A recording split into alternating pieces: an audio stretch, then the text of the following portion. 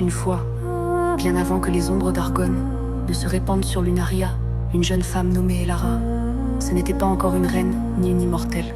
À cette époque, elle était une simple érudite, née au cœur de la noble cité de Sandralis, là où les étoiles semblent parler aux âmes de ceux qui savent les écouter.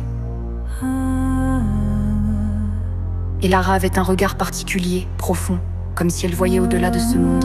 Les sages disaient qu'elle portait en elle une flamme ardente, celle de la quête du savoir. Mais cette flamme, murmure-t-on, était dangereuse, car elle brûlait d'un désir insatiable de percer les secrets que même les dieux taisaient.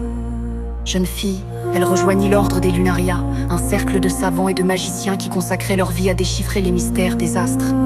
Elle y excella, déchiffrant des constellations que personne avant elle n'avait osé explorer.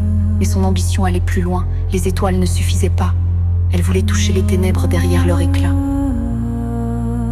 Alors, dans le silence des nuits, elle se rendait en secret dans les ruines des temples interdits, là où les prières des anciens se mêlaient encore aux ombres.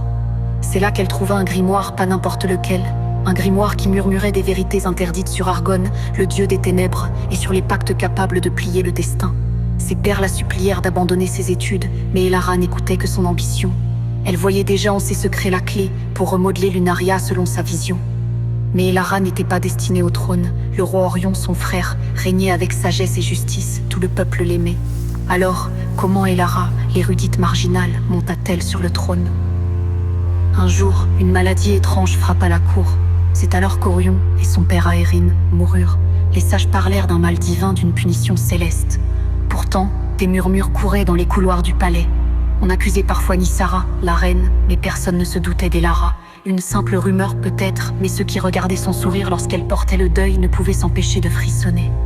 La vérité est qu'Elara avait trouvé dans ce grimoire un rituel sombre, un rite où l'on devait offrir un sacrifice de sang pour attirer l'attention d'Argonne lui-même. Orion fut son prix, et Argonne répondit.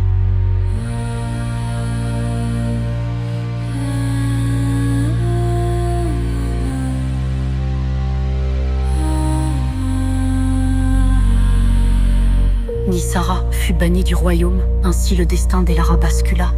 Elle devint reine, non par héritage, mais par un pacte scellé dans l'obscurité.